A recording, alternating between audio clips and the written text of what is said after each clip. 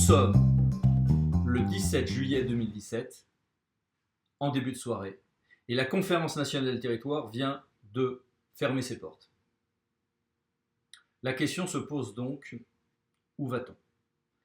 Où vont les collectivités territoriales pour les 5 ans qui viennent? Eh bien, elles vont prendre le chemin d'un triptyque.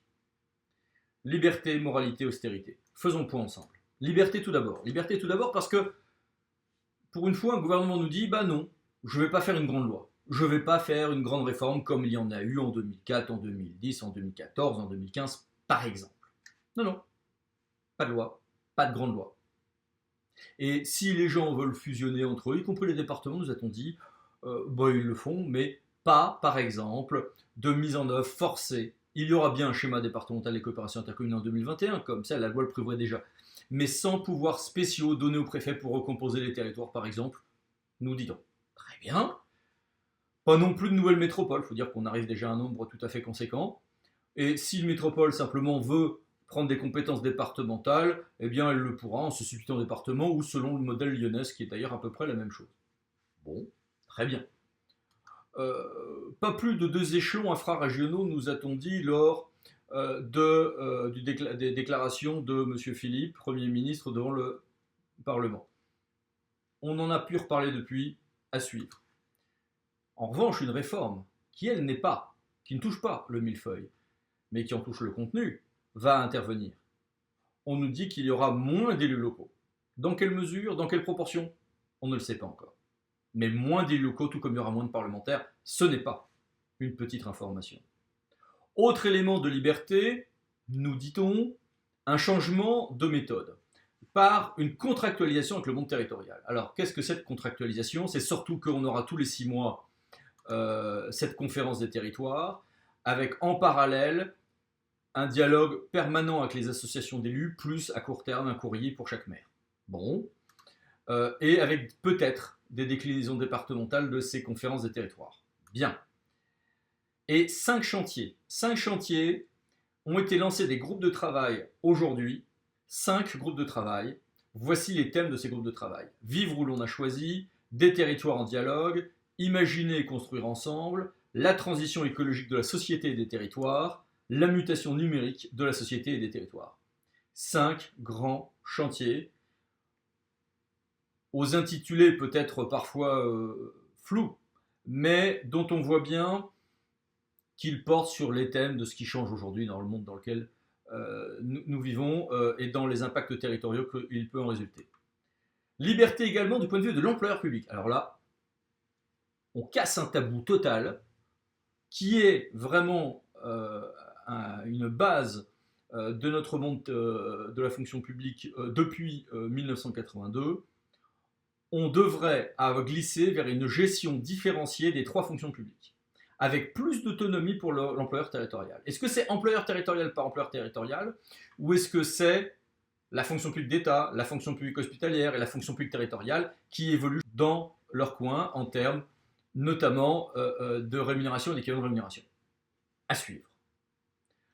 Le tout dans un cadre où on vient déjà de donner un peu le ton en rétablissant le jour de carence, et où le président de la République a aujourd'hui même invité les collectivités à inciter à ce que le temps de travail effectif des fonctionnaires corresponde bien au temps de travail légal, ce qui peut vouloir dire dans un certain nombre de cas remonter progressivement le temps de travail. Nous avons d'ailleurs au cabinet un grand nombre de collectivités qui s'y emploient depuis quelques années. Liberté également avec une certaine souplesse dans l'utilisation des normes et dans l'accompagnement des collectivités. On nous dit qu'on va, par exemple, réinventer l'ingénierie territoriale par une agence nationale de cohésion du territoire. Bon.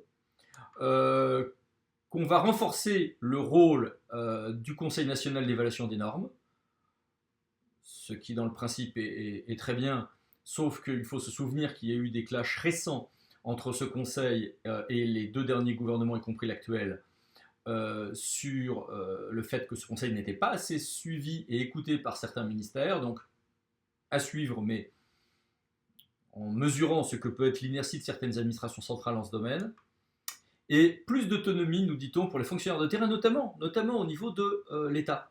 En effet, l'idée serait, pour le président de la République a dit qu'il y avait trop de ministres, en gros, derrière des circulaires et pas assez sur le terrain, ou quand ils sont sur le terrain, ils n'ont pas assez d'autonomie pour s'adapter, pour répondre aux besoins de chaque territoire. À suivre demain, quant à la réalité de cet engagement dans chaque sous-préfecture. Deuxième élément du triptyque, la moralité. Alors la moralité, le terme un peu pudibond, a cessé d'être utilisé officiellement depuis mi-juin 2017, mais c'est le terme que tout le monde utilise. Derrière cette moralité, évidemment, la loi sur la confiance en l'action publique, qui est en cours de débat, qui vient de sortir du Sénat et qui va passer à l'Assemblée nationale, loi qui devrait être adoptée d'ici à septembre. Nous en reparlerons à ce moment-là, mais d'ici là, regardez donc la vidéo que nous avons réalisée sur ce sujet-là. Voici le lien. Ensuite, sauf que, évidemment, tout le monde attend des informations dans cette loi sur la confiance en l'action publique, notamment sur les emplois familiaux pour les collaborateurs de cabinet. Le Sénat finit, après avoir un peu regimbé, par céder et suivre le gouvernement à quelques ajustements près sur les collaborateurs de cabinet et l'interdiction donc de la dévolution de ceux-ci à des emplois familiaux. À suivre. On s'attend à une réforme constitutionnelle, très bien, avec énormément d'éléments. Là aussi, vous voyez donc notre vidéo spécifique à ce sujet.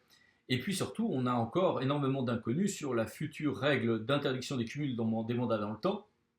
Pas plus de 3 mandats identiques consécutifs, sauf pour les petites communes. Mais oui, c'est quoi une petite commune? On n'a pas encore le texte, donc à suivre. Et puis il y a le troisième élément. Liberté, moralité et austérité. Car les temps qui sont devant nous seront des temps d'une relative frugalité. Déjà, pour commencer, on nous parle de 13 milliards d'économies et non plus 10, d'ici à 2022. Non, pas par an, hein, sur la durée. Autre élément, pas de baisse des dotations. Ah bon? Alors l'État nous demande de faire des économies, mais sans que ça passe par une baisse de la DGF par exemple. Ah. Mais ce qu'on nous annonce en revanche, c'est un mécanisme correcteur en 2019. C'est un mécanisme correcteur en 2019 pour les dépensiers. C'est-à-dire que si des collectivités voient leurs dépenses augmenter, si l'on comprend bien les propos tenus aujourd'hui, eh bien ces collectivités pourraient se voir demain plus lourdement ponctionnées, ce qui n'est pas un petit sujet. Quant au RSA, plusieurs options sont sur la table. Le président de la République opterait plutôt pour la recentralisation, mais est ouvert à une discussion avec l'ADF pour envisager différentes solutions, s'agissant donc de la gestion du RSA. Bon, évidemment, le grand sujet que les communes regardent surtout, c'est quant à elles la suppression à 80% de la taxe d'habitation. Alors déjà, ce n'est plus la suppression à 80% de la taxe d'habitation, c'est devenu la suppression de la taxe d'habitation pour 80% des ménages, semble-t-il, ce qui n'est pas la même chose. Autre élément, est-ce que c'est concrètement tenable en termes de perte d'autonomie financière pour les collectivités locales, à la fois en termes constitutionnels et en termes pratiques, tout simplement?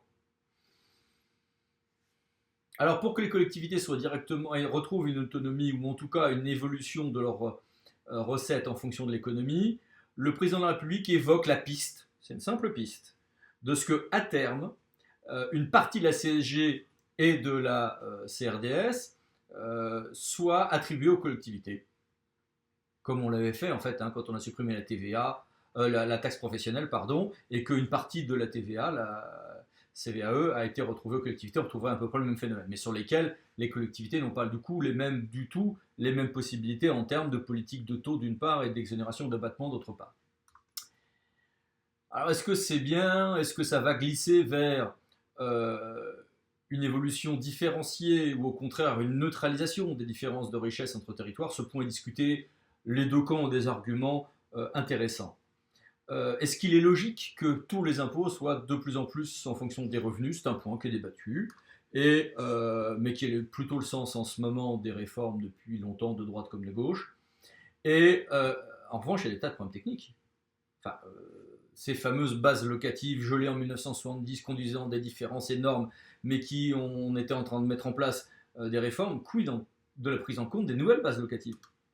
Quelle intégration ou non des compensations, des dégrèvements divers, veufs, veuves, avec des réformes en cours de mise en place, et de part payées par l'État lui-même en ce moment. Vous voyez, cette réforme arrive à un moment donné où techniquement les questions posées sont nombreuses. Pauvreté et réduction drastique aussi quand il s'agit des effectifs d'élus, on l'a dit tout à l'heure. Le président de la République a fait un parallèle. On va demander aux parlementaires de réduire eux-mêmes leur nombre d'un tiers, puisque même si ça passait par référendum, ça passerait d'abord par une loi. Les élus locaux sont appelés au même régime sec, mais avec quelle proportion? Nul ne nous le dit encore, nul doute que ça va être un sujet important. Rappelons que dans la loi de 2013 déjà, sur le niveau de scrutin, il avait été envisagé de réduire le nombre de conseillers municipaux dans les plus petites communes.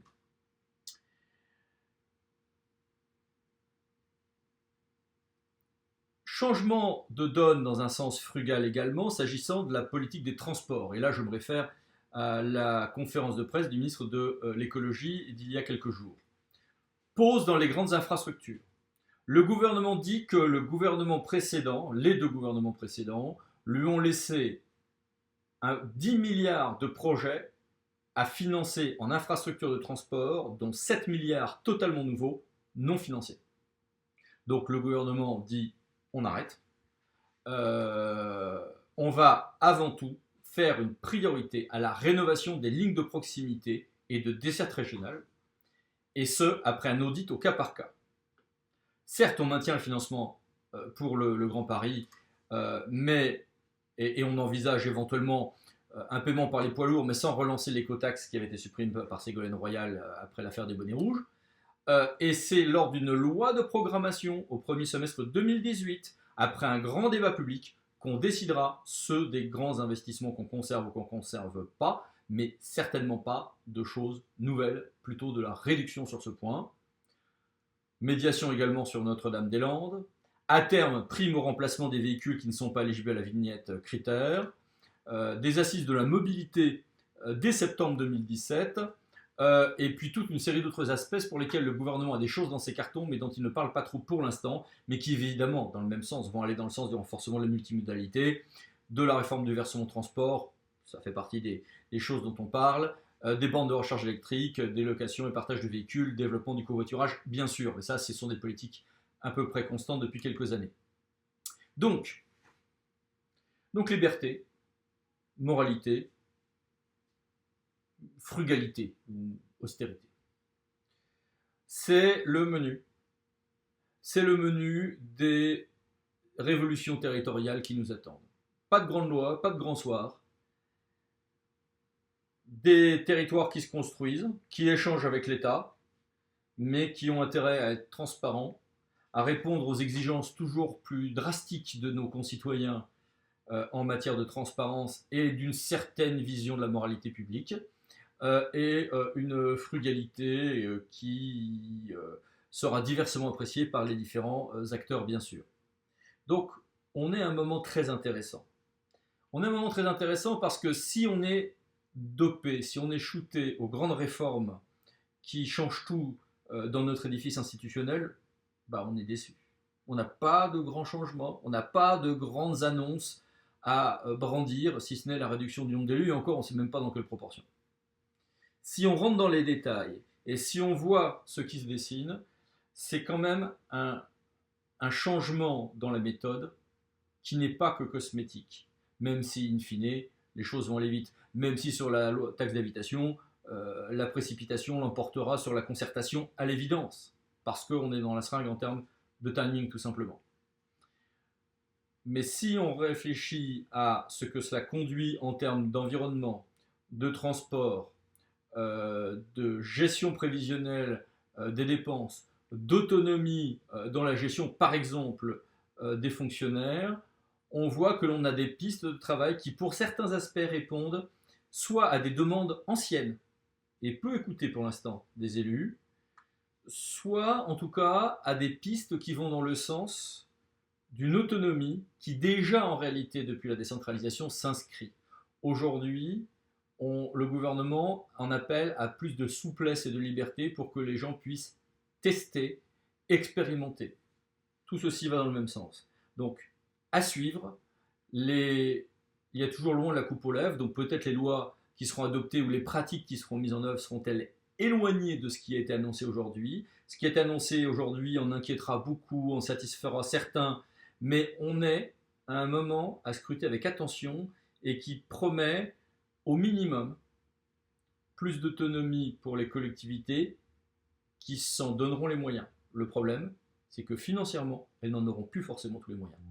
Bon courage. Merci.